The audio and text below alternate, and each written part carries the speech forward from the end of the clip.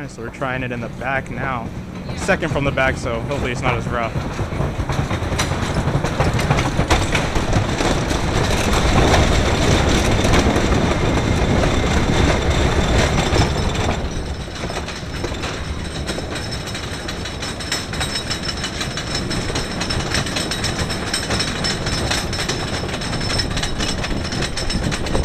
We've got beautiful Green Bay to our right.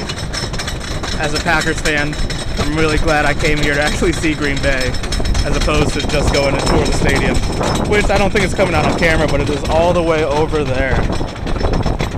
Oh, look at the sun shining. Here we go.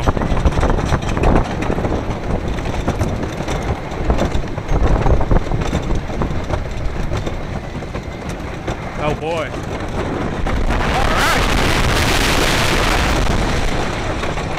Some standing floater on that first drop.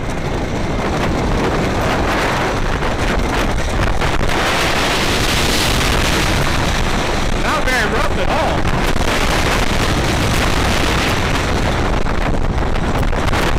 All right.